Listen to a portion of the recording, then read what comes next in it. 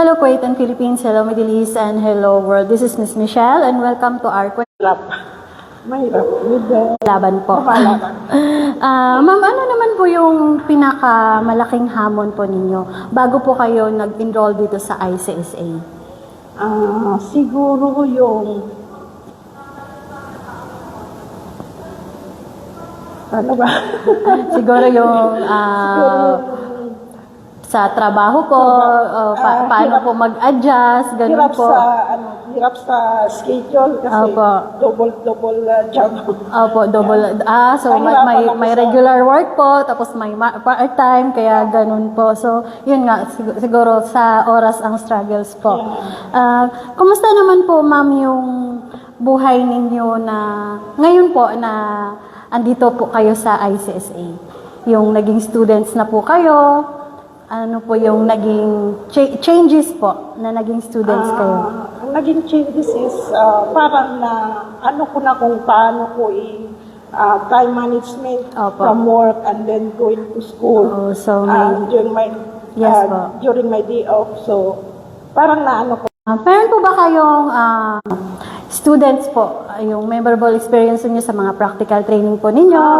Mayroon po. Na gusto niyo pong i-share? Memorable experience ko is yung tamang pagkuha ng blood glucose level, vital signs, at saka pag ng CPR.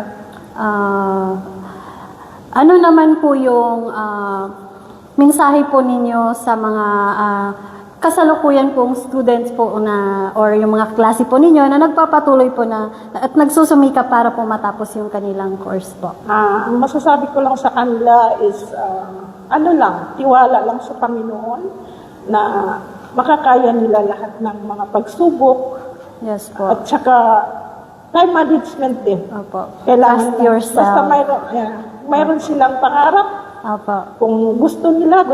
Yes, i-pursue lang talaga yung mga dreams, mama, no, para maabot yung mga ginugol natin sa life. So, ngayon po, ma'am, pwede nyo po bang, ano pong mensahe ninyo, natapos na po tayo, so, maire-recommend po ba ninyo si ICSA at bakit po? Yes, of course. Mai-recommend ko kasi sa experience ko, Opo. isa sa napakagaling na school. Opo. Lalong-lalo sa mga staff, mga friendly sila. Kung anong mga kailangan mo, andyan sila handang tumulong sa mga estudyante. Quality education talaga si ICSA, ma'am, no? Yes, proven and tested po.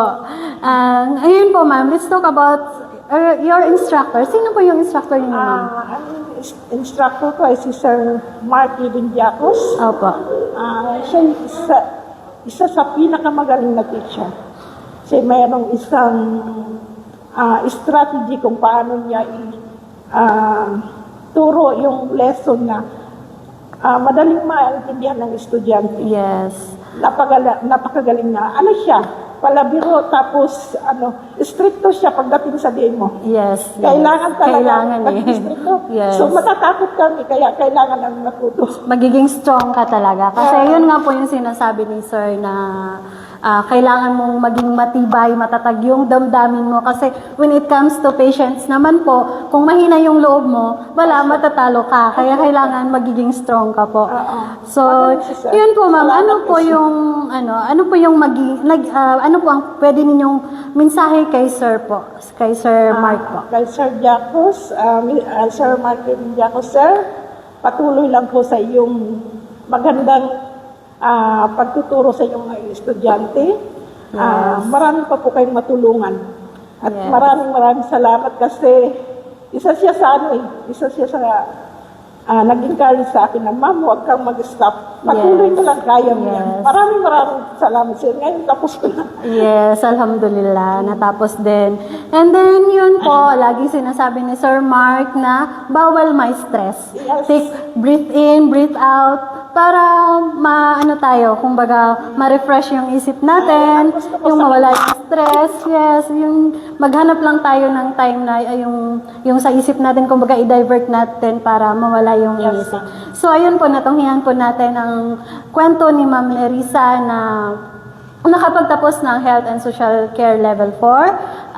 So yun ma'am, maraming salamat po for generously sharing your story on behalf of ICSA. Congratulations po.